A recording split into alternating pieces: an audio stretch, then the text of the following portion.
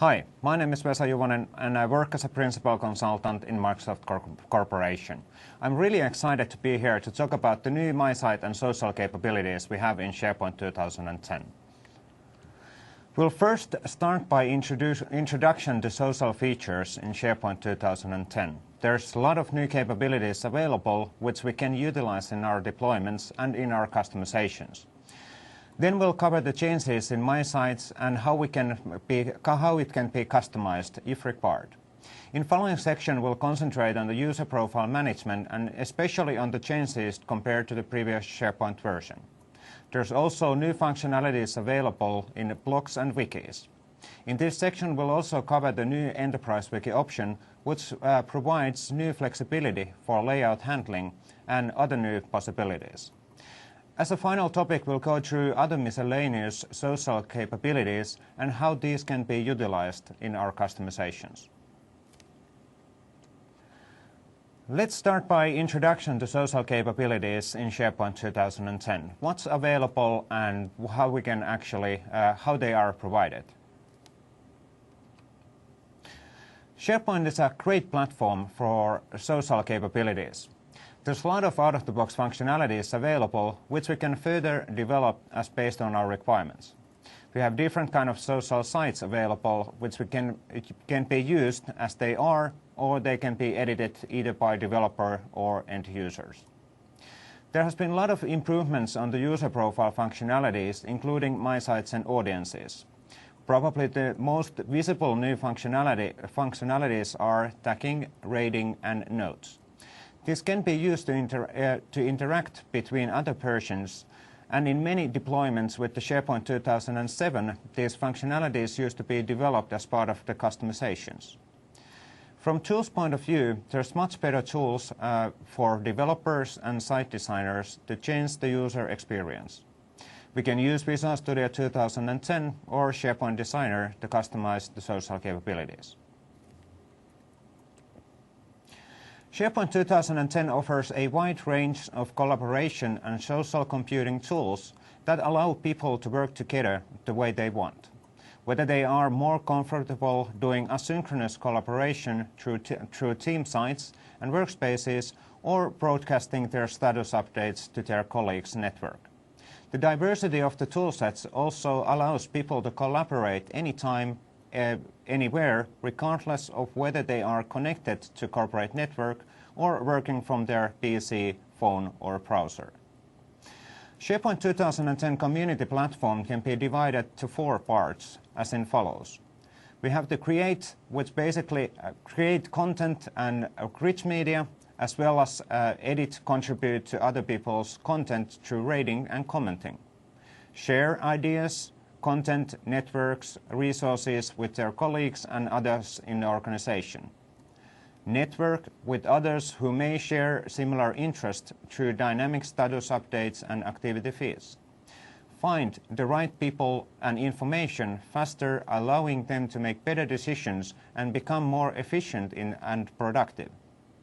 The SharePoint 2010 community solutions help to make diverse, chaotic, fragmented organizations into much smaller seeming cohesive communities of people who better understand how they fit into the overall enterprise ecosystem.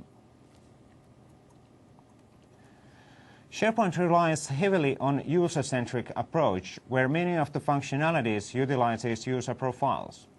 User profiles can be created for any authenticated users to store user-dependent information like address or organizational data. There's rich object model available to manipulate profile information, and it can be also accessed using web services.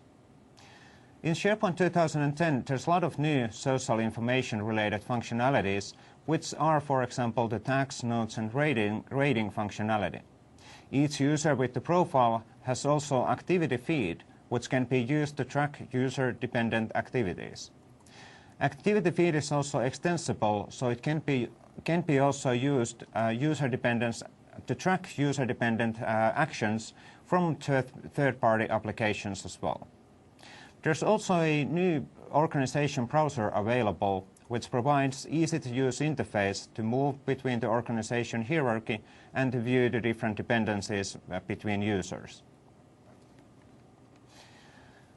Social feedback means the social tags, notes, and rating information, which helps to categorize, promote, and retrieval of relevant links. Social feedback applies to any URL inside or outside the SharePoint. It also has its own security trimming, which means that the tags are security aware, ensuring that there's no sensitive information shown to persons who don't have access to particular content. Basically, social feedback is at very basic level a tree tuple of consists from person URL and from actual feedback. Tagging means capability to add metadata for any site or a page. Tags can be used to increase discovery of the documents, and they are also used to create tag clouds in My Sites. We can use enterprise-wide metadata taxonomies with tagging, bringing consistency with the tags we are using. Notes provide out-of-the-box way to add notes for URLs, which means, for example, pages and sites. There's a Notes button visible in the ribbon by default, which can be used to write comments. We can also utilize the out-of-the-box Note web part, which can be placed to any page to provide commenting functionality. Documents and items can be rated using new rating columns or rating functionality. You can enable rating for any library from list settings, including the Pages library, which is used to store web content management pages. By enabling this functionality, you add required columns to the library, which are required for the actual rating functionality to work. There's also easy-to-use APIs to write custom rating solutions. This option is covered more detailed later in this presentation. Rating updates are applied to documents and items using out-of-the-box timer job, which will update the user's rating as scheduled task. This means that the ratings are not applied immediately within the particular second to those particular items, but they will be applied a little bit later. This slide defines different functionalities compared to different social feedback features. For some of these social functionalities, there's a separate web control available, and for some don't. Notice also that search crawls tag and rating information, but does not crawl notes. Tags can be used directly from Word client or Office client using, for example, document information panels. This enables easier update of the metadata information already during document creation time. Social networking is based on activities and colleagues. Users can follow up their activities from My Site. This framework is extensible so that we can use the same functionality to track also activities outside of the SharePoint. There's optional email notifications for noteboard functionality and for additional activities as well. Each user can also modify their current status, which would be visible on colleagues' activity lists. Also, the people search functionality has been improved. People search crawl takes social information into account when the relevance of search result is decided. We can also benefit from the additional profile properties, which can be used. We can also benefit from profile properties, which can also be used as an additional information concerning people's skill and expertise. In this section, we'll concentrate on My Site functionality in SharePoint 2010. My Site has two different sites, which are for public information and for private information. There's numerous functionalities available for these both sites. My Site key components can be divided to following layers. We have the pages and personalization sites, which provide the user interface for My Sites and other capabilities. My newsfeed shows relevant social activities based on user settings in profile page. My profile page shows overview of the particular user. You can also use this page to access to modify profile properties. There's a separate location for person-dependent content, which can be either public or private. Since the MySite platform is customizable or extensible, we can provide also additional functionalities. In the site collection level, MySites are divided to host MySite site collection and personal site collections, which are created for each user. These site collections are usually hosted in their own web application, like in address http://my or http://my sites. You can also host MySites under the same application, which have some other site collections like communicational intranet or team sites. MySite functionality utilizes service applications to be able to access user-dependent information. Most used service applications are Enterprise Managed Metadata Service, User Profile Service Application, and Search Service Application. MySite have changed quite a lot from 2007 version. There's a lot of new capabilities available, and also the default structures, including user experience, have changed a lot. Each MySite page will have by default user profile image and details from a user profile. You can also easily update the status message by using the specific status message control available from each of the pages. Public view of the MySite does not consist anymore from a single page with a lot of information. Rather, it consists from multiple pages. There's easy-to-use navigation to move between the different pages as required. One of the really cool new functionalities in the MySite is the activities. Activities shows information from users and colleagues based on user settings in his profile page. Each user can configure from which kind of activities he or she is interested. Activity framework is extensible, meaning that we can definitely develop our own custom activity applications, which could expose additional activities. We'll cover the activity application implementation more detailed later on this presentation. On this slide, we define the MySite architecture from a site collection structure point of view. We kind of have the discussion of this a little bit on the introduction slide, but let's concentrate on this a little bit more. MySite host is a single site collection which represents the public profile of the user. Web parts and controls on the MySite host will show different information based on the user who is actually accessing the site, meaning that all content is dynamic and shows only user-dependent information. Actual user-dependent MySites are in separate site collections, and those are created by default when a user accesses his or her MySite for the first time. These sites are used to store, for example, images, documents, and other files. There's a separate document libraries for public and private information, and you can also definitely create additional libraries as well. Moving between the host and user-specific site collection is completely seamless when out-of-the-box user interfaces are used. MySite host is always created using a specific MySite host template, which cannot be changed. Personal MySite are created as well using a specific MySite template, which cannot be changed either. Both of the templates can be customized in similar ways as in 2007 by using a feature staplers or other means defined in upcoming slides. Quite often asked question is that why these templates are locked and cannot be changed. This is actually due to the fact that there's a lot of out-of-the-box functionalities which rely on some of the standard structures to be created on both of the site types. If these structures would not be there, there would be issues and in other functionalities, and troubleshooting these kind of issues would be extremely difficult. Customizing the template is, however, relatively straightforward using feature framework.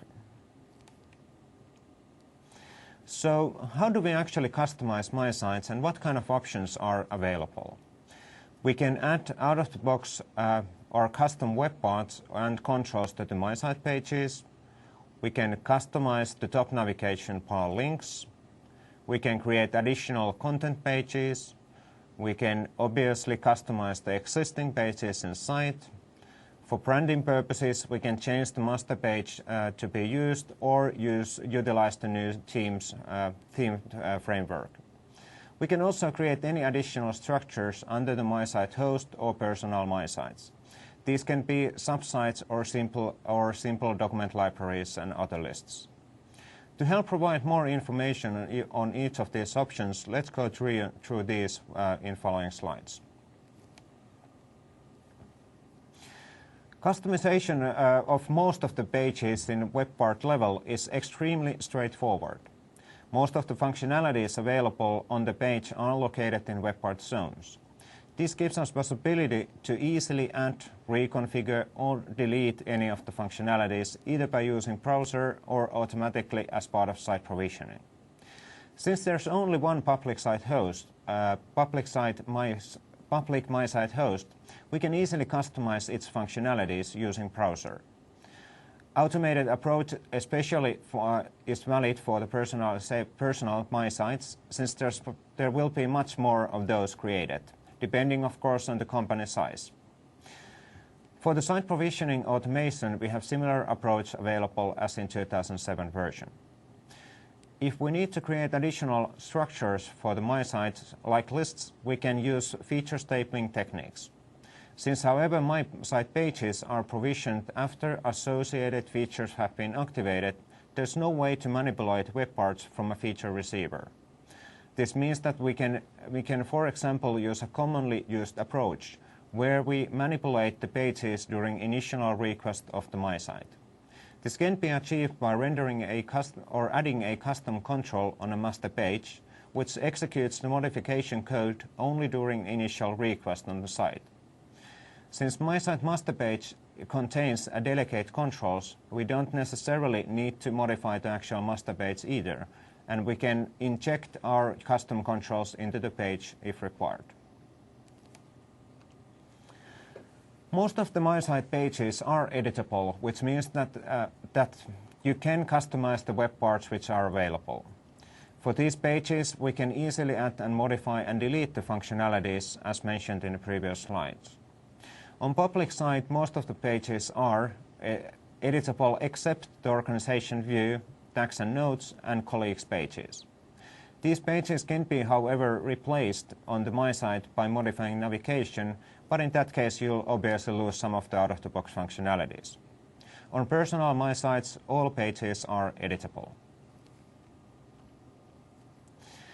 You can also add additional pages to the My Site main navigation. By default, there's overview, organization, content, tags and notes, colleagues, and membership navigation links. You can add a new page to My Site by using either SharePoint Designer or using Feature Framework, for example, by stapling a custom feature to My Site host template. The following step is to modify the heading links of the My Site host, either using the browser UI or using object model. If object model approach is used, you can do this, for example, from a feature receiver. In this picture, there's a new My Site My Custom extension page added to My Site to provide additional information. Notice also that the upper area has been modified by adding a picture on top right corner. Each page on the My Site by default consists from the same upper area, and lower area is used to provide alternative functionalities. Notice also that you can use the same heading links editing approach to hide or remove any out-of-the-box functionalities if you required.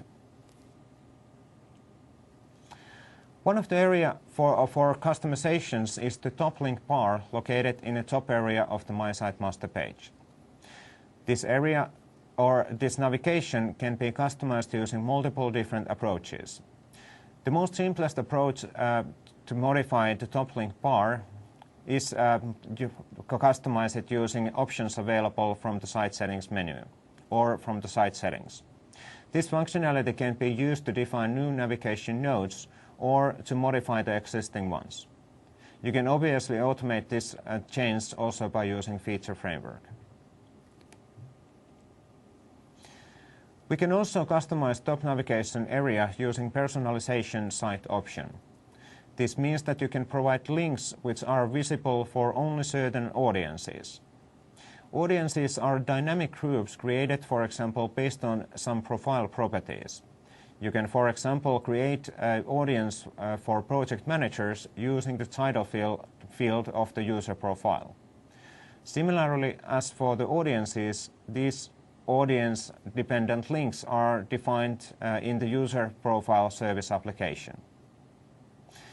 Personalization sites are sites created using a specific template, which provide template to start building sites which content is dependent on user profile information. In this example defined on the slide, we've created a personalization site to specific URL in our intranet site collection. This URL has been defined to be shown for only those users which belong director's audience. This would mean that if users matching the audience rule would arrive to the My Site, this link within the top navigation bar would be visible. If you have requirements to completely change the top navigation link bar from the My Site master page, you can create a custom user control which can be registered to be shown over the default navigation option using Delegate Control option, which is available from Feature Framework. This would mean that in your solution package, our new custom navigation user control is deployed to control template folder, and we would include a feature where we define the user control to be rendered in place of the out-of-the-box navigation. For the branding changes, we can apply themes for the My Sites, both host and personalization sites. Themes are the most easiest way to change the rendering logic unless you need to modify the actual control structure. For more complete branding options, you can replace the used master page with the custom one. It's important to notice that the host and each personalization sites have referenced a different master page instance, so you need to apply the changes for both of these to provide consistent user experience. Notice also that the custom master pages should be carefully designed so that all required functionalities are present, like the navigation elements and so on. Let's have a look on how to customize the My Sites in practice. In this demonstration, we'll concentrate on the My Site functionality and how we can actually customize the My Site layouts and different functionalities available. The My Site functionality consists from two different site collections or multiple different site collections, but the key differences are the public site collection, which is actually providing a lot of the basic functionalities which we are using in My Sites. As advantage as an additional site, we also have the individual personal site collections, which are used to share content or store private documents based on the requirements.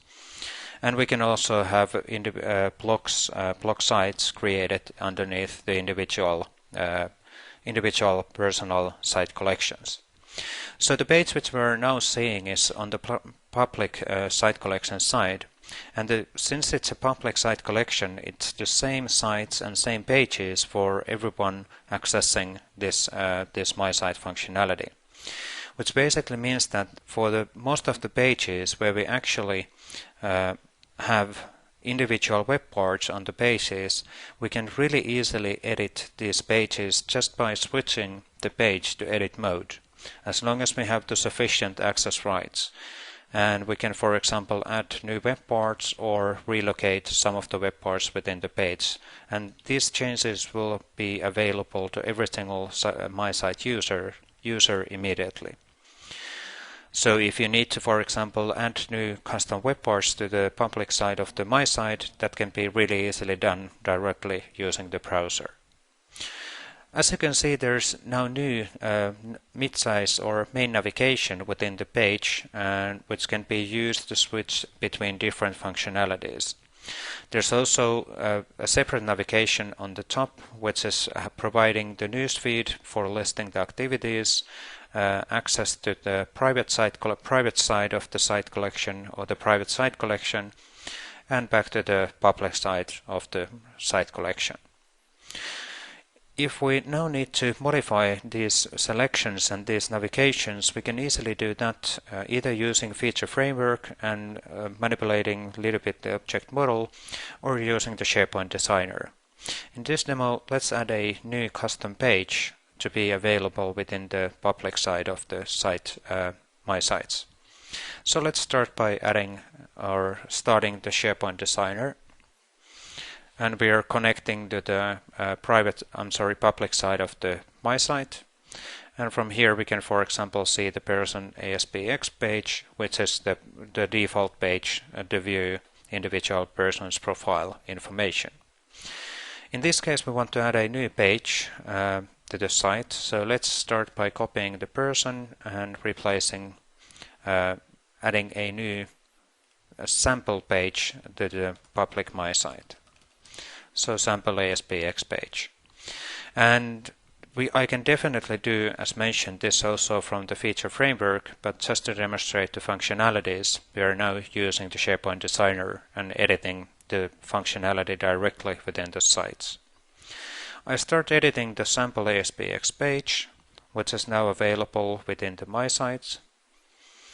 And from this we can see the main rendering mode of the pages consists from the upper area, where we actually see the name of the person, and we see, for example, the person image and about me information. The below area is for kind of a functionality specific functionalities or areas. And in here we can add, for example, web parts, like in this case for the person.aspx, so we don't need these within our customs page. Okay, let's get rid of the additional web parts. And we can get rid of these web parts as well. We can keep these web part zones available if we want, or we can actually get rid of those ones as well, if we like. In this case, let's actually just add some sort of a text within the page, just to demonstrate that we are actually using custom page. So custom page used under the My Site, and this is the sample ASPX page. We don't want to necessarily update the upper area of the page, since that is the same for every single page within the My Site. So if people would be switching between the site pages, if there's changes within the upper area, it might be confusing.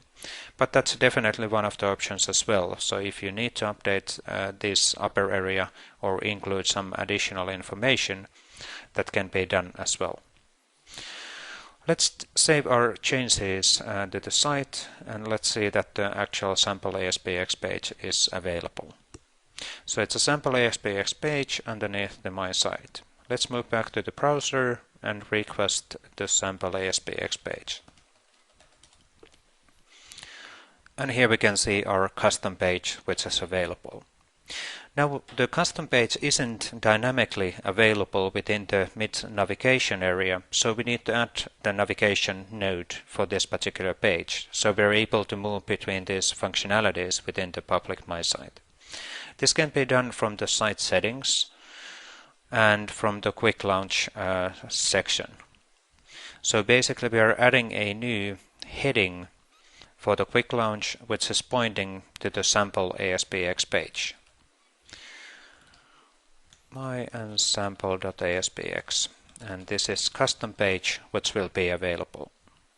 And this will update the navigation. Also from the left side we can see already that the custom page is now available on the left side navigation, which is actually the same navigation which is visible within the My Site public view.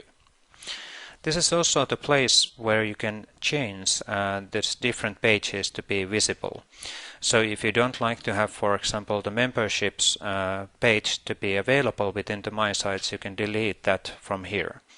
or you can actually also replace the page with a custom ASPX page if required. Let's move back to the My Site side, and let's go to the profile page, and we're able to see within the mid navigation that we have the custom page available. And if we go there, we're able to see our custom page which is under the My Site. And we can definitely move back to the overview and between the functionalities. The other navigation which we have available is the top level navigation. There's multiple ways to customize the top level navigation, but if for simple customizations, we can always go to the site settings and modify the top link bar to, for example, have a link to somewhere within the corporate network. Let's have a link to internetcontoso.com and intranet as the description. And as you can see, the top level navigation has been updated. This is also the section where we can create audience-based navigations. The audience-based navigation links are visible within the top navigation as well. Those can be created from the user profile service application. And we can also, if required, we can replace the whole navigation section in here, since that's a delegate control which can be changed in a similar way as we could change delegate controls already in 2007. If we now move to the private side of the My Site and have a look on the structures over there, we can see that the structures are much more simple. So in here we are basically sharing documents, and the shared documents is by default available for external or other people as well. The personal documents are by default restricted only to particular user. And we can definitely change this and customize this template as well. The classical way to customize this is to use, for example, feature receivers to create some new list libraries and functionalities within the site. And we can definitely also change, for example, the theme or the master page which we're using within this site as well. Just for the demonstration purposes, let's switch the theme of this particular My Site automatically.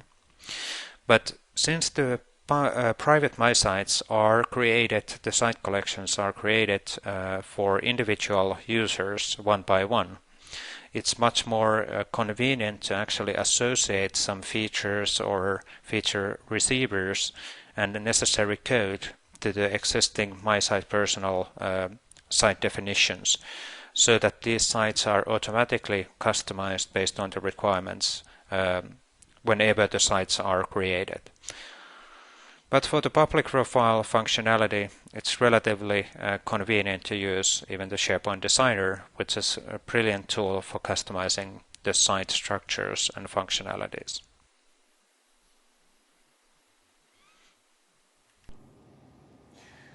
Social functionalities are dependent on a user profile service application, which provides a lot of great functionalities which we can use also in our own customizations.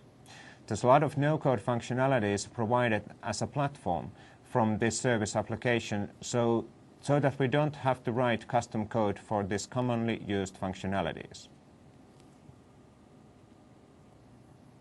User profile dependent features are managed from the user profile service application. This service application, like other service applications, is available from the central administration web application, and it can be used to modify and customize functionalities available. Each authenticated SharePoint user can have their own profile, which usually is a combination of imported information from some external identity storage system and customized properties which are only available in SharePoint. Extended SharePoint-dependent properties can be used, for example, to provide or store user-dependent information which is stored in the user profile database. Good example of this is, for example, the latest user status message, which is stored within the user profile. User profile service application can be also used to manage user profile information synchronization organization information, and to change the My Site settings. We can use the profile service application to manage also social tags. We can search and delete the social tags based on profile ID or URL. We can also define particular date range for the delete actions. It's also possible to delete only specific tag or a note. Notice that removing a social tag does not remove the terms from a term store. User profile property policy can be used to define privacy options for the property. For policy, there's few different options available. Default privacy setting can be used to define to whom the user property is visible. Properties that have the user override option selected enables users to change the default access policies by themselves. There's quite a few out-of-the-box user profile properties in SharePoint. As mentioned, you can also add additional properties as required based on your requirements. Properties can be either mapped or to identity storage system properties or only present in a SharePoint site. User subtype is a really interesting functionality available to differentiate user properties based on a subtype. This means that you can define profile properties which are only present for certain people and not available for default profiles. Contractors are a really good example. We could define an end date for their profile, but since the end date would not be meaningful for full-time employees, we don't need to create it to their profile. Let's have a closer look on the picture in the slides. First one shows how the subtype can be created and managed. In this example, we have a default profile and a separate profile subtypes for contractors and interns. Now if we start creating new profile property, we can define from which profile subtypes it will be available. Organization subtypes are a similar concept as the user subtypes and can be used to create ad hoc groups of people. Quite often, official organization does not match, for example, project organization, so organization subtypes can be used to define these virtual organization units. Organization subtypes are visible from people picker, and they help to manage group of users as one item. Let's have a quick look on the architecture of the profile service application. There's few changes in SharePoint 2010 compared to previous version. Profile service application has 3 different databases which are all used for different purposes. Social data database contains all information concerning social activities like notes, tags and ratings. Sync database is used for temporary storage of the important information from external identity storage systems. There's also a new profile synchronization service instance which is responsible of synchronizing profile information. Tagging utilizes also enterprise metadata service application which provides company-wide term sets and enterprise keywords. This service application is covered more detailed in a separate enterprise content management presentation. A lot of the social functionalities are dependent also on the search service application which crawls also rating and tags. As mentioned before, user profile service application is also responsible of the profile synchronization. Synchronization can be scheduled from the user profile service application management pages and it supports multiple different sources for synchronization source. Synchronization means that properties can be mapped to external identity management system properties like Active Directory, and user profile information is generated based on this. This means that, for example, phone number information is synchronized and available on SharePoint based on information in Identity Directory side. In previous version, mapped properties could not be modified in SharePoint side, and the synchronization of these properties supported only importing. 2010 supports also exporting of the information, meaning that we can update mapped information back to the directory source. This can be configured based on requirements on the particular environment. In this demonstration, we'll concentrate on administrating the social features. We'll cover also different options which are available to be used in your customizations. In this demonstration, we'll concentrate on administrating functionalities of the My Sites, or generally the profile functionalities. And we can access these administration functionalities from the central admin. So underneath the application management, we have the Manage Service Applications selection available, and from here we can select the user profile service application to be configured. By clicking the Manage, we are able to see similar functionalities as we had in 2007 as well. So we're able to create or manage individual users or user profiles, create user subtypes, audiences, define the import and export synchronizations, import organizations, and the My Site settings. Let's start by having a look on the user profile properties. So the user profile properties are something which extends the information which is available on the identity storage system. And for these properties, we're able to map, for example, the email address from the AD to a certain property, and that will be available within the SharePoint as well. But the key point with the properties is the fact that we're able to create these SharePoint dependent properties, which are only used within the SharePoint. And as a developer or architect, we're also able to create or design or utilize these properties as part of our customizations. One of the good examples is, for example, the status message. So the latest status message the user actually defines within his My Site is a user profile property, which is available and which has been created within the user profile service application. And this user profile property stores the latest status message for convenient usage, so that we are always able to get the profile, the latest status message information as fast as possible. When we start creating user profile properties, we're definitely able to automate this using the object model, but we're able to also create this manually. So we are creating the name or defining the name for the property, which can be whatever we want. And good practice though is to have some sort of a prefix for your custom profile properties, for example, customer intranet, and then the custom property. This way, if some other provider is providing some customizations within the same environment and will utilize the same user profile service application, these user profile properties won't overlap. And then we are able to define the display name, which will be visible within the UI. So let's say additional property.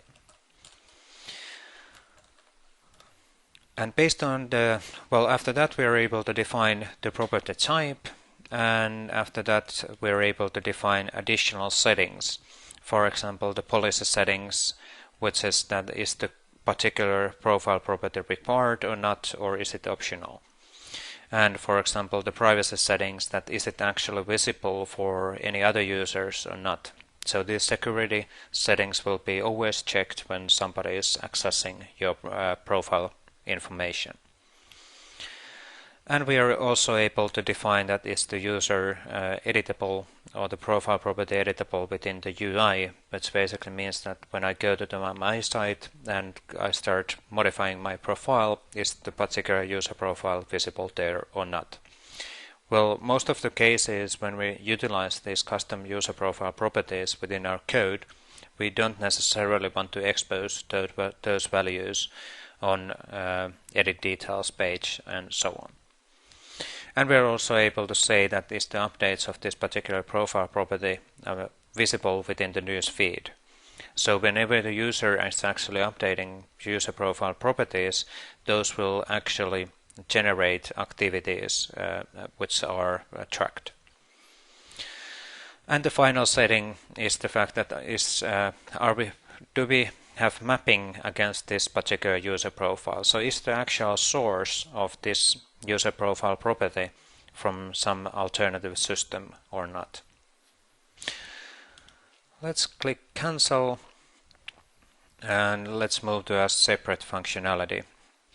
One of the functionalities which we already had in 2007 as well was the audiences.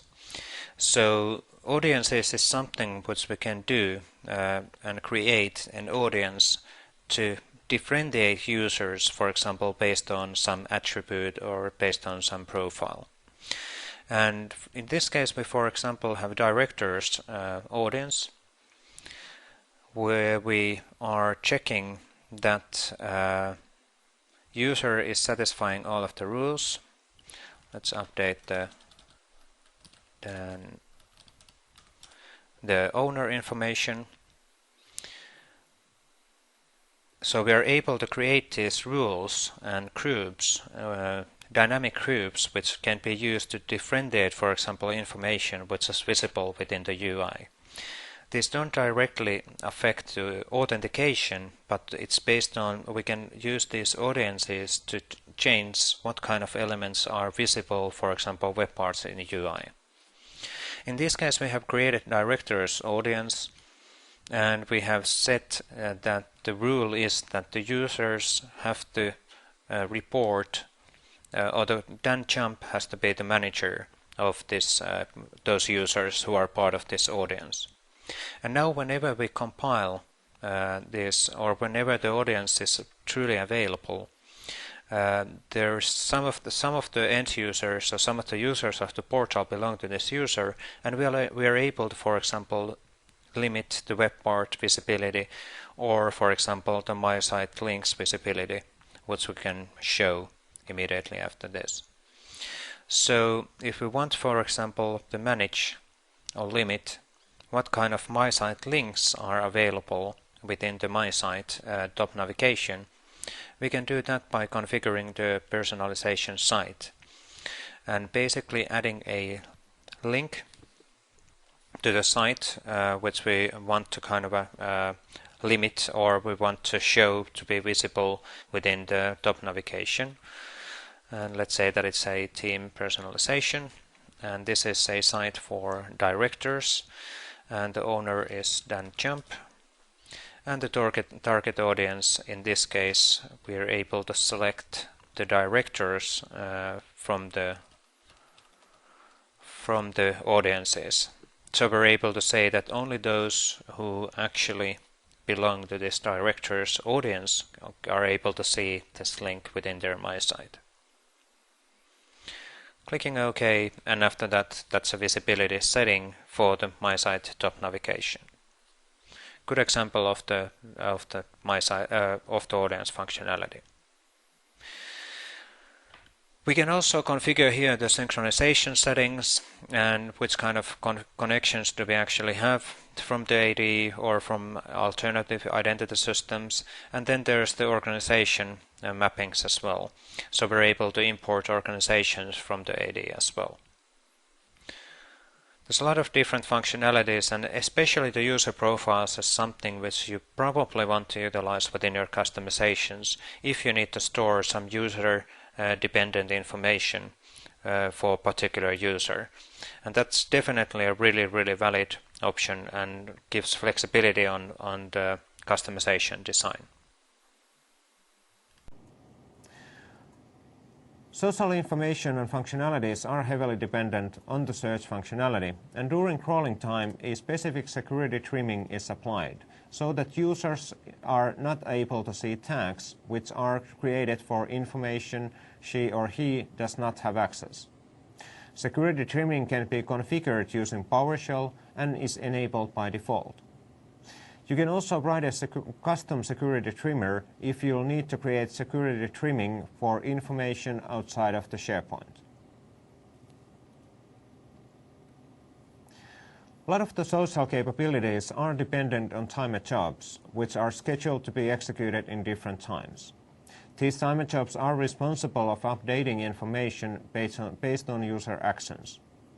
Good example of the timed jobs based approach is the rating functionality. When a user clicks specific rating for any content on the user interface, requested rating is applied after the social rating synchronization job is executed.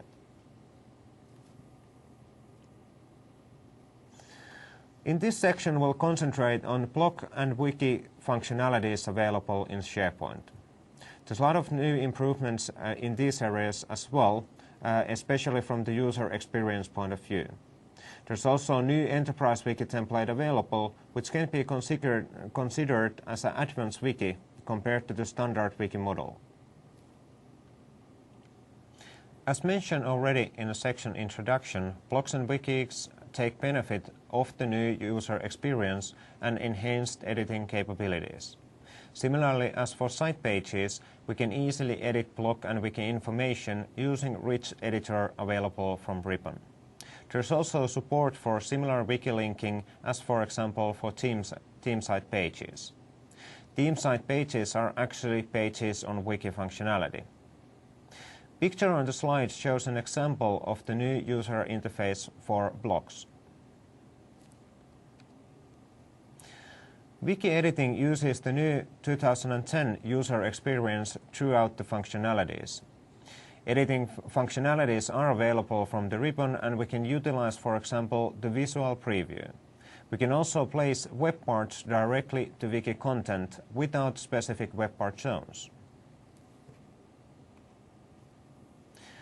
SharePoint 2010 provides also new advanced wiki functionality compared to the standard wiki sites. Enterprise Wiki is based on a publishing site, so it can benefit of all familiar publishing site functionalities like enhanced branding capabilities using master pages and custom CSS.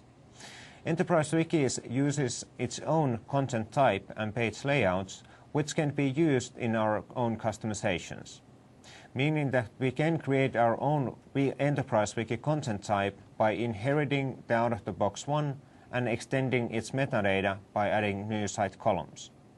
We can then expose these site columns to provide additional metadata options for our wiki content. Enterprise Wiki utilizes also by default managed metadata, which provides centralized terms to be used as a metadata for the wiki content as well. Master pages can be used to provide alternative branding compared to the out-of-the-box branding. It's quite common to create a master page based on company branding guidelines and use it throughout the SharePoint installation. We can create our own custom master page either by using SharePoint Designer or deploy a new one to be available using Feature Framework. You can easily create new wiki structure and page layouts by inheriting your own content types from the Enterprise Wiki page. You can then create new page layouts which are used to define how the information is actually rendered. Obviously, you can create also new page layouts for the default content type if there's no need to extend it. Page layouts have to be available from the master page gallery so that we would be able to use them from the user interface. You can either create new page layouts using SharePoint Designer or deploy them using Feature Framework, depending on your customization policy. After the new page layout is available, we'll need to configure it to be explicitly available for the Enterprise Wiki sites. This can be done using the page layout and site templates setting functionality available from the site settings page. This is similar functionality as for any publishing site. In this example, we have created a custom page layout which provides additional functionality based on business requirements. There's out-of-the-box functionalities like the wiki editing, ribbon supports, rating, and categories. As additional functionalities on page layout, we placed out-of-the-box noteboard web part so that each wiki page can be commended by end users. There's also custom control to convert wiki pages to docx format. This can be achieved by using OpenXML SDK 2.0. In this case, we've also changed the theme used within the site, but you would as easily also be able to change the master page if required. In this demonstration, we'll have a look on the steps to customize Enterprise Wiki. We'll also cover how these steps can be automated using Feature Framework. In this demonstration, we will have a closer look on the Enterprise Wiki functionality and how we can utilize that to create really interesting wikis within the intranets or other deployments as well. The Enterprise Wiki is actually a publishing site, and it provides us a possibility to utilize page layouts and customize the different page layouts available. This is the default Enterprise Wiki immediately when the site has been created. And the Enterprise Wiki, if we take the page and edit mode, we can actually see that it has few different fields by default available. The fields which we have are page rating and the categories for the Enterprise Wiki. Since it's an Enterprise Wiki, we're able to, it has the wiki functionalities available, so we're able to, for example, use the wiki linking to create links to move between the pages. And we're able to also really easily create new pages within the sites. Out of the box by default, we are using the wiki template and page layout where we have the page rating and categories available. But this is kind of a starting point for customizing the page layouts. So we can really easily create new page layouts available, for example using SharePoint Designer or deploying new page layouts to be available within the site. Let's have a closer look on that one a little bit. In this case, we'll start by using the SharePoint Designer, and I will show a little bit later how to do the same using feature frameworks and deploying new sites available. So we open up the SharePoint Designer, and we can see the different page layouts currently available from the page layout navigation selection. And there is the Enterprise Wiki, which is a base page, and Enterprise Wiki is the page basic page of enterprise functionality. If we want to have a custom page layout to be created, we can really easily create that by copying the existing Enterprise Wiki page layout and pasting it as a new template available. Obviously, we can do the same also using Feature Framework. And let's edit the file. And let's take the file out for editing. So let's start modifying the page layout which we just created. And here we go. Kind of a simple example. Let's add a commenting functionality to the page, which is missing there by default. I'll switch to code mode so I'm able to see for better where do I actually place these different functionalities. We can see from the code mode that we have, for example, the editing mode panel over there. We have the user field and the placeholder main exists over there. So if we want to add, for example, a new div which will have a commenting functionality underneath everything else, we can really easily do that by editing the page layout which is available.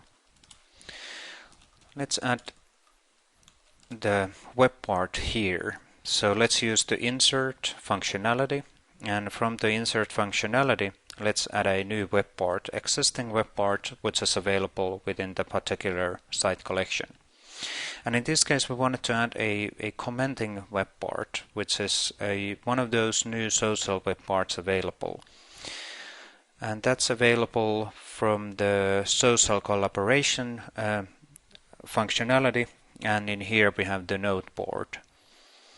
And let's place that web part to the page. let's save the changes and move to design mode, so we're able to see that the web port is actually visible within the page, as we were planning to have it there. Let's close the page, or let's rename the page first. So let's rename the page as a commenting template. So we're gonna provide this template available within the wiki selection as well. And let's checking the changes. Let's publish a major version so that everybody can actually see the new page layout available. And since we have the approval enabled by default, we need to also approve the changes from the UI. Before I'm gonna actually approve those, I'm gonna a little bit change the properties of the particular page layout. So it's commenting template and commenting template. Let's update the title as well. Basic wiki page with comments. And then I think that's good to go, and we're able to save it, and then we're able to check it in and publish a major version, and it has to be approved. And in this case I have the proper access rights to actually approve the changes, so we're able to get the changes in. Now if we move back to the front page of the site, there's one more additional thing which we need to do. By default we can switch between the page layouts from the page and page layout functionality, but by default there's only few page layouts available. So we need to expose our newly created page layout by using the page layouts and site templates functionality underneath the look and feel. So if we go there and if we then select the Enterprise Wiki page, the new commenting template to be available, we're able to actually take that page layout in use. Moving back to Enterprise Wiki front page, taking the page in edit mode, and since the page layout switching, we are taking advantage of the new WCM functionalities, web content management functionalities, and the page layout updates is really straightforward. We're able to switch the page layout to commenting template, and after that we have the commenting functionality available just above or below the actual page. Let's save the changes and let's start using the actual commenting functionality. In this case there was already earlier some comments created earlier, so that's the reason why we can see them in here. Adding new comment for the page, and let's post the comments. We're able to see that our comment is immediately available, and we're able to use this page layout then whenever we actually start creating new content for the wiki page, for the wiki pages. One of the things which has been requested as well concerning the Enterprise Wiki is the capability to have a table of contents or list of pages which are created. And that's not visible by default, but we can certainly add our table of content even in the enterprise, even in the page content area. So let's add a page layout, or let's add a web part, and let's add a content rollup web part, and let's add a content query web part to this area. And then it's all about configuring the content query web part against the pages library which we want to show within this case. So we want to show all of the pages within the pages library, and we want to show content types which are Enterprise Wiki content types. And for the presentational purposes we're able to define also the image style, and let's use the title, bulleted title, and let's click OK. And after that we have a relatively simple content table of content available for this particular site. Obviously, if you want, you can also extend the Enterprise Wiki content type by providing, for example, category information, and then you can use additional category information, and then you can use that for rendering the content by table of content to your front page of the site. Or you can even change the whole page layout of the front page to be more compelling for editors to have it available. For the actual, if we want to do the same using feature framework and solution deployment, let's have a look on that one as well. So what we've created is a custom Enterprise Wiki template which is deployed using feature framework. So we have this export wiki to docx solution which will provide this additional functionalities. I'll first show how it's actually packaged and automated the whole deployment, and then let's start using the particular page layout within the wiki. So we first need to start by obviously creating the new page layout to be available. So we can, for example, take the existing page layout from the SharePoint Designer, or now take the just created page layout from the SharePoint Designer and package that to the Visual Studio. In this case, we are using a few additional controls, and there's the social commenting web part like we did in our example, and then there's a conversion option which can be used to convert existing wiki to Word document. I'll show the functionality in a second. So when we have the ASPX page, which is a page layout page, we need to deploy the page layout first to the proper place, which is the underscore catalogs and master page location. The URL attribute is underscore catalogs and master page. That's the catalog for master pages and page layouts. And we are in here also associating the content type to be the Enterprise Wiki content type in a similar way as we can do this for any WCM page. When the page is available, we also need to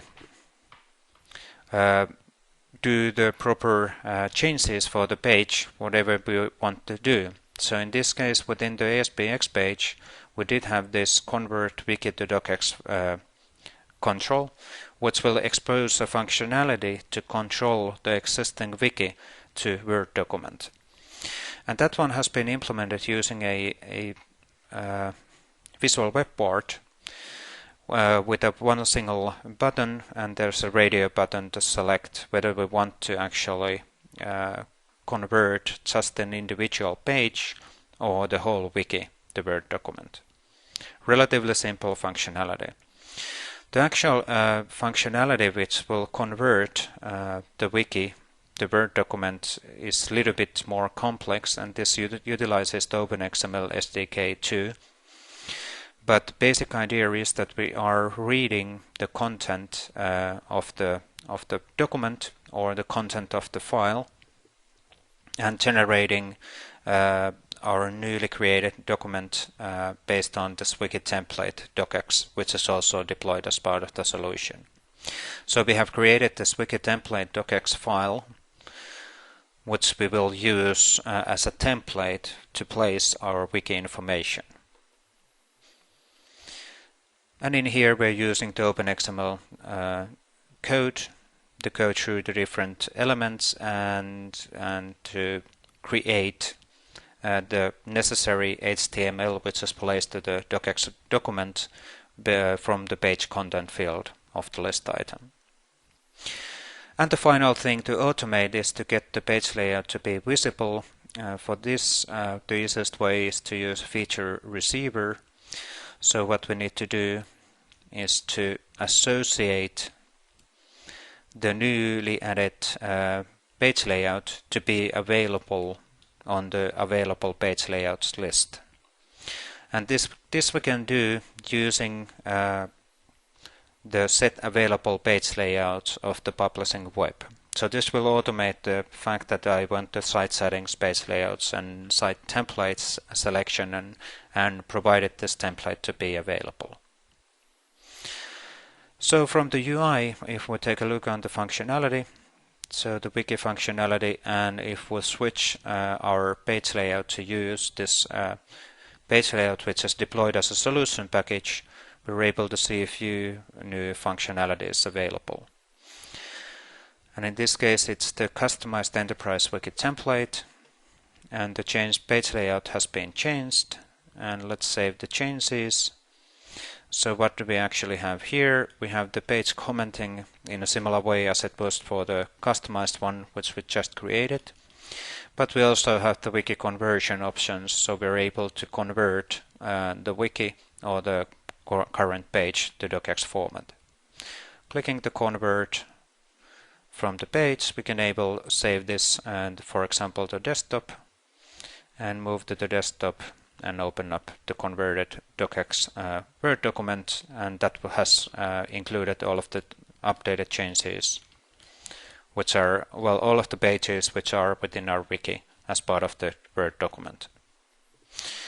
Obviously, this functionality can also be included to ribbon as a ribbon button, if you like, or however you actually like to utilize it.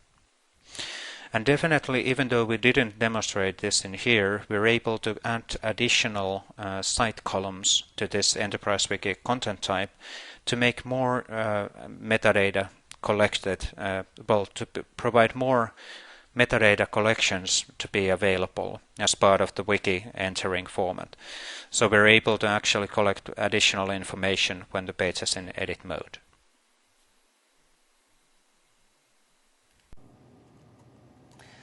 In this final section, we'll concentrate on other new social capabilities available in 2010. Activity feeds are lists of activities which user tracks. Out of the box, these are visible from the My Site, and they show those activities which users have chosen to be tracked and are done by colleagues. There's a consolidated newsfeed web part available to show these activities for a particular user based on his or her settings. Activities are also published using Atom 2.0 feeds as in RSS format. For these RSS feeds, we have two different activity feeds available. The consolidated activities, which means activities which user tracks, and My Activities, which means those activities which user has caused. In upcoming slides, we'll concentrate more on the architecture of the activity feeds. Activity feed architecture is extensible, meaning that we can write our own activity applications which provide additional activities based on user actions in SharePoint or actions in some external application. This slide demonstrates the activity feed architecture. Basic idea is that any user action in SharePoint or in other application can be collected to activity feeds and published to colleagues. Out-of-the-box activity feeds are based on information collected concerning social activities and changes to user profile. This information is collected from the social and user profile databases using out-of-the-box social caterers, which are executed by scheduled timer job. Caterers generates activities to activity feeds based on users' settings in the user's profile page. Activities collected concerning certain users are broadcasted to users' colleagues. As mentioned in a previous slide, we can also write our own activity applications. When new activity application is registered, it will be visible as an option in user's profile page. Users can select if they are interested on the particular activity. Since custom caterers has to be executed to get the latest information to SharePoint, it's convenient architecture to utilize same model as out of the box. This would mean that custom timer job, which can be scheduled and which is responsible of the actual custom caterer execution.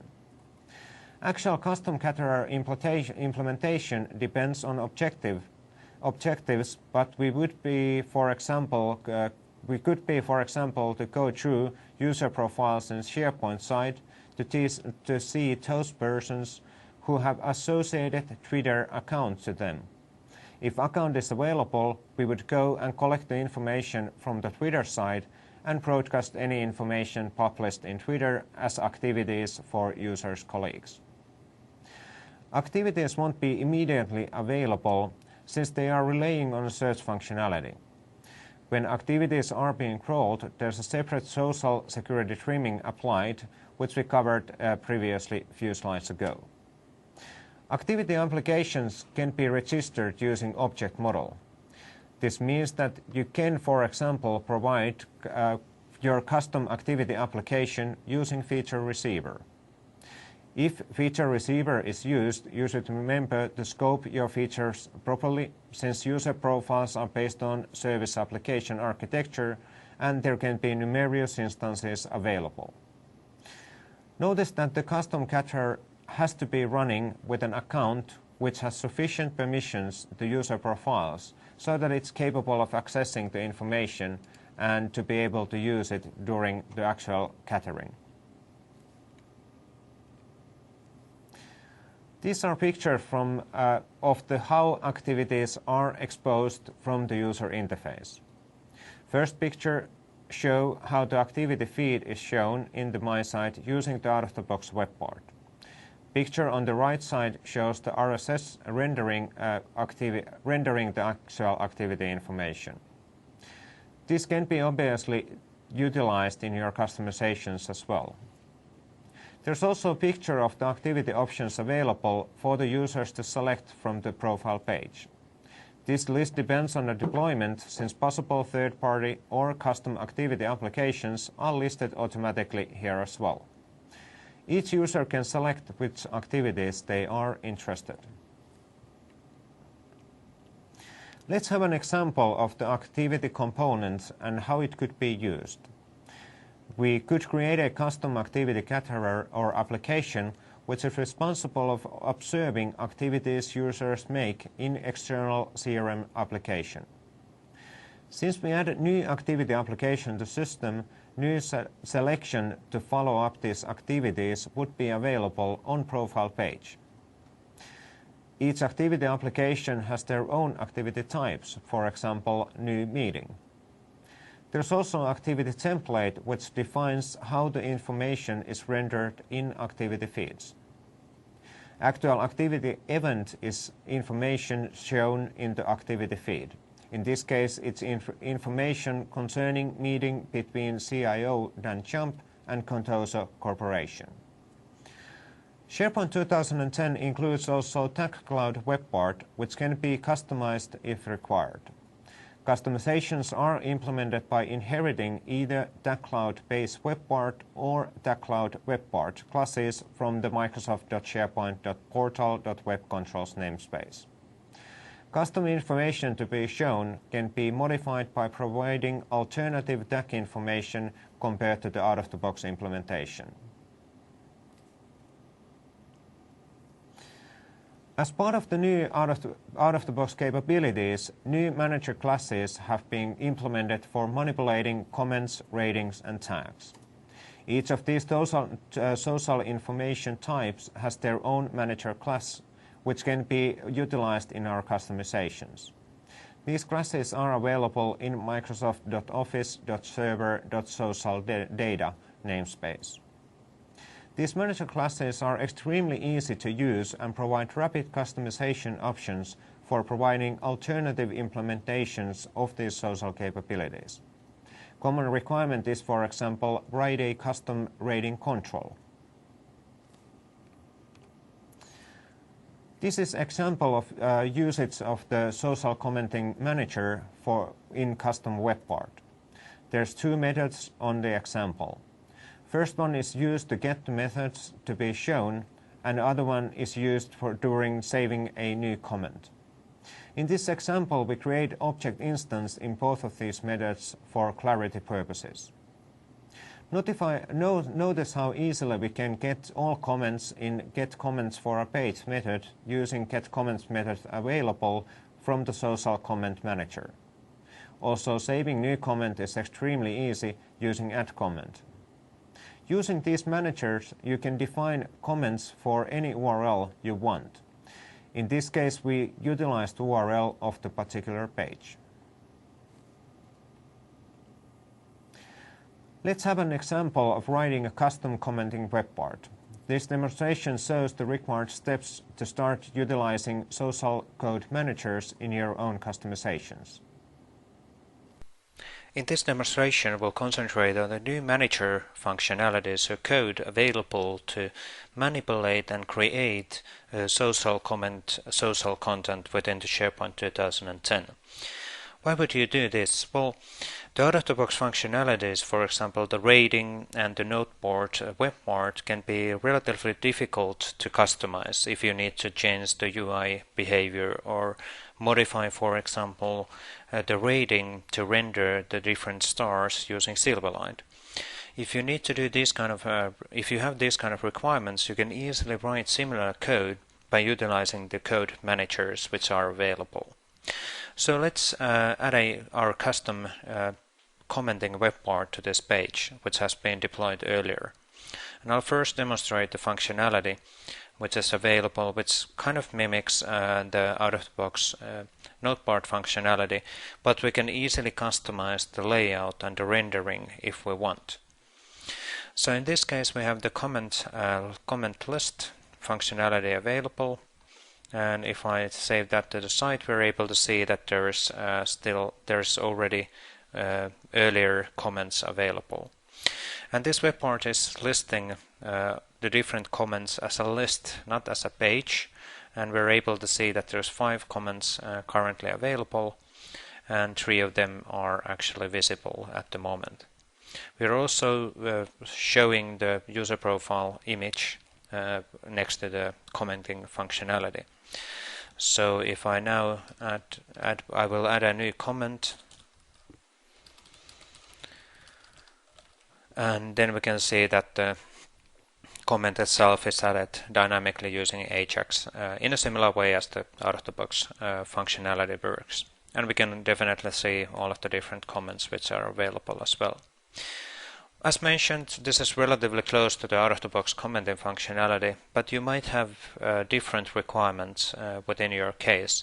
And implementing this kind of a comment interface is relatively straightforward, especially the key code of storing the comments and getting the comments. It's only a few lines of code. Let's have a look how this is actually implemented. So first of all, we need to have obviously we are using the Visual Studio Visual Studio 2010 SharePoint project types, and then we need to have reference to this user profile assembly. User profile assembly and Office server assembly. The user profile assembly has the key code concerning the user profile handling. So within our page, within our design, we have a single visual web part which is actually rendering up the different comments, and there's quite a lot of styling available, and it uses update panels, so it is using Ajax, and then there's the actual ASP repeater which is responsible of showing the actual lists of comments. And all of this information which we are seeing here is binded to the actual repeater object using information and data which is get from the comment manager. How do we actually render the comments, that's not that relevant, but how do we actually get the comments to be rendered, and that's interesting. So first of all, how do we actually add those comments to our using the comment manager? So submit new comment. The submitting of the new comment or adding new comments to any URL is extremely straightforward, since the only thing we need to do is create instance of the comment manager, and the social comment manager is providing all of the required interfaces to store any comment against any URL. Adding the comment only requires that we are getting the URL and the actual comment to be added. And after that, that information is stored within the social database and it will be available for consumption. What about the actual getting the comments? That's almost as easy as 2 lines as well. So we are getting the comments based on the URL, and we are getting an array of social comments objects. And in this case, we can bind, we can bind the social comment objects to, for example, ASP.NET Data Repeater or something else. So we have this getComments method, which will give us all the required information back. So basically, key code of storing and getting the information is 2 lines. And this really demonstrates the power of these managers which are now available. The rating itself hasn't been demonstrated within the web part, but the rating functionality has also the social rating manager. And if we create a new social rating manager, we can see that the interfaces are as easy as possible. So we have the set rating, and only thing we need to do is to define the URL and the rating which we actually want to say. And if we want to get the rating for any URL, there's the get rating functionality or ratings functionality. Either way, there's the URL as the parameter to use. So we can really easily create any kind of a custom rating field or rating functionality if required. And there are similar managers available for the tags if you need to access the tags which have been entered for the any site or any page. I think that demonstrated quite well the power of the managers, and let's not concentrate on the UI rendering of the web part too much. We'll next go through a few web services available to access and manipulate social and profile information remotely. We'll first cover the user profile service, which can be used to access and modify profile information. You can also use the service to manipulate certain profile-related information, like colleagues. This service existed in SharePoint already in previous 2007 version. Service is located in the _VTI_bin folder and is named as user profile service async. Example usages would be, for example, to manage SharePoint colleagues based on associations in Facebook or in LinkedIn. You could also have some profile property in SharePoint which is not imported from Active Directory or mapped automatically. Rather, it's based on some internal HR application, and whenever it's updated there, updates should be synced to SharePoint. In this example code, we'll access user profile service to solve information concerning users' colleagues. This example is written in Silverlight, but the service is definitely available for other technologies as well. In this case, we have created service reference for the Visual Studio project called User Profile Service. When reference exists, we can point the URL to access and make the necessary HTTP binding and endpoint configurations. Since Silverlight calls web services asynchronously, when initial configuration has been done, we create a synchronous event handler, which will be called when the service response arrives. We can get the colleagues by calling get user colleagues async, and after the response from the server has arrived, we can do whatever we required. Social Data Service is a new service available in SharePoint 2010. It can be used to create and manipulate social elements, meaning nodes, as in comments, tags, and ratings remotely. Social Data Service is located in a standard SharePoint services location and is called as a Social Data Service async. As an example implementation, We could, for example, generate comment information remotely from Office clients using custom action panel, or why not exposing rating functionality for the document if it's opened from the SharePoint. In this case, we have created a reference to the service and named that as a social data service. After the initial configuration, we can access social information available.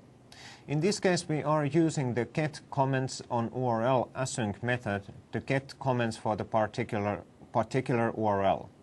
As you can see, this example is also from Silverlight, and we are using a synchronous model. When the results are arrived from the server, it's again up to the application how the information is actually utilized. There's also a new service available to track different user profile changes. User profile change service provides list to profile change activities which can be utilized in our customizations. As out of the box, this is the same information which is visible in the activity feed if user does any changes in his or her profile. Service is located again in a default service location and called as a user profile change service. This service could be, for example, used to update external systems based on profile information updates. This example demonstrates the usage of the user profile change service. After initial configuration, we used the get user all changes async method to access changes concerning particular user. Similarly, as to previous demonstration, this example is from Silverlight application and service calls are executed asynchronously. Let's have a demo of using these different services remotely. We'll check how to get started with the development and what kind of possibilities are available. In this demonstration, we'll concentrate on the different services available to consume from any external location, for example in Silverlight, concerning the social functionalities and the profile property functionalities.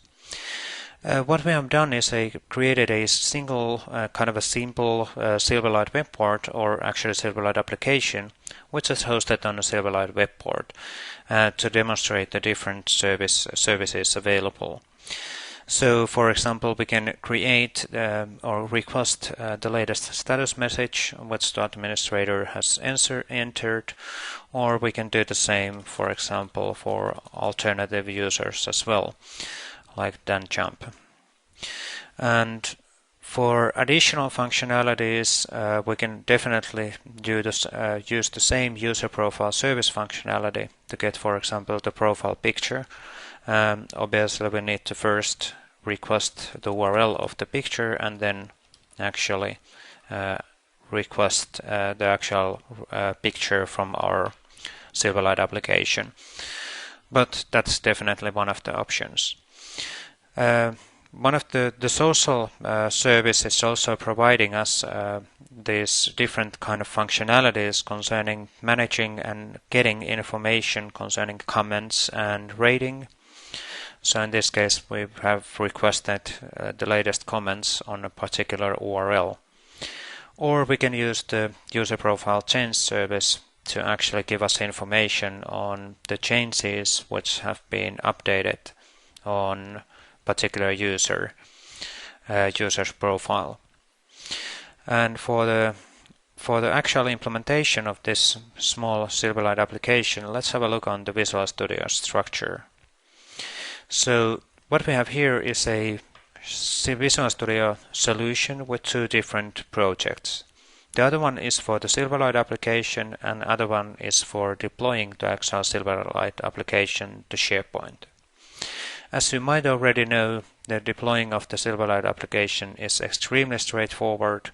The only thing you need to do is to define a project output reference to a single module element, and after that the Visual Studio will take care of taking the latest XAP file from the output of the profile of the Silverlight application and deploying that to the SharePoint side.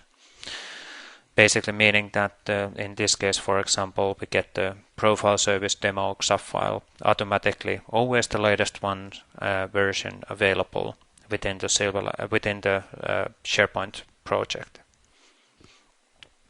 The actual Silverlight application, let's have a look on that one as well. This is relatively simple. The design is really straightforward, just to demonstrate the different functionalities.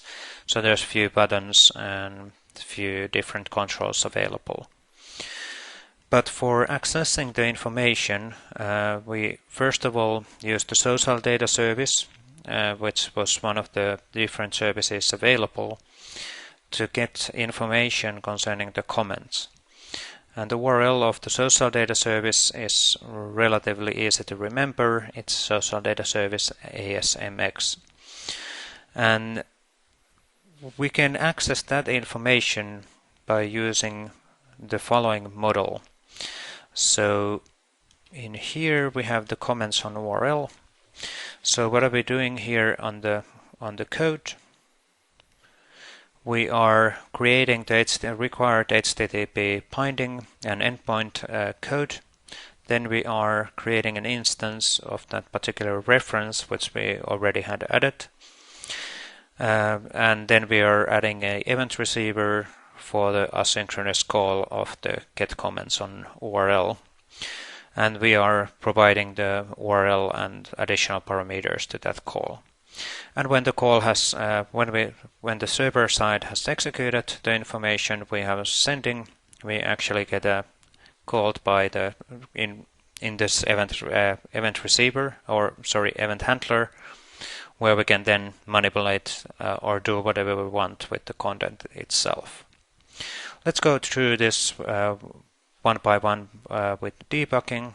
And since we are deploying Silverlight applications, we can deploy those as sandbox solutions. So the actual Silverlight or the deployment of the solution is extremely fast and straightforward. And we can really easily start debugging these functionalities as well. So we're requesting the comments for the site pages home ASPX. And we have the breakpoint waiting on the results. So we're able to actually see that we're getting a list of social comments, and individual social comments have numerous different attributes and properties available, but we're listing the comment and a title, which is actually the URL of the particular item. And when those have been listed, they're listed in a list box. For the profile change data, we use a little bit different service, which is the user profile change service. So let's click the stop debugging and let's see the actual URL. It's user profile change service, relatively easy to remember. And when we are using that,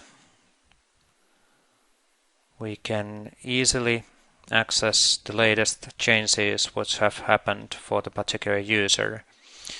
And the model is identical as it was for getting the comments. We're first gonna do the basic HTTP binding endpoint configurations. Then we're creating the SOAP client, associating an event handler to the asynchronous call. And after that we can list the individual user profile data changes based on our requirements. And for the final thing, there was the status message and the user profile picture. Both of these are actually using the same service to access the user profile information, so that we're able to get the information which is stored for the particular user in the user profile and then consume that. The status message is really straightforward. Let's have a look on image solving, since we are also showing the image within the UI. So let's change, I'll hide these regions. First of all, for the image showing, we need to have the web client, or we're using the web client to access the exact image which we are loading directly to our Silverlight application.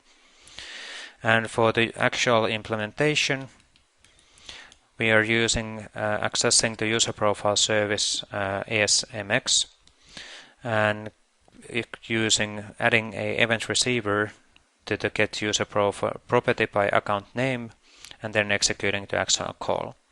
The picture is stored in a user profile property called picture URL, and when that information is available, we are actually executing the web client OpenRead async to really actually read the picture URL or the content of the picture.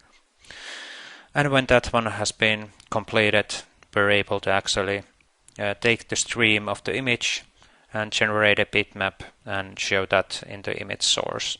So the image is part of the web Silverlight application, which is visible, which is available in the user interface. Really straightforward. And clicking the get picture button will start the call. Administrator, and we're getting the latest image available. The status message is the same, basically the same implementation, but the only thing we need to do is to request the proper property. So the difference is in here. So we're requesting the SBS status node. So the latest status is always stored in the profile property of SBS status nodes. Now we can always request that information also remotely. Quite straightforward, relatively easy. And the key point here is that even though the demo is using Silverlight, we can access the same information using also alternative technologies. So we're able to get information, update information on external systems based on these services as well. So there's a lot of different functionalities available, and obviously we're now getting information, we're able to update the information to SharePoint side as well. That sums up the module. We started with the introduction to social information in SharePoint 2010. Then we covered the different options available to customize My Sites. There's definitely still additional options available which we didn't cover, but we tried to go through the most common requirements. We also had a look on which kind of functionalities we have available for no-code solutions or for our customizations to utilize. In blogs and wikis section, we covered the different site templates available and how they could be customized. As a final selection, we went through miscellaneous capabilities, which we could also customize and further enhance in our own deployments. Thanks for your time, and hopefully the presentation was useful.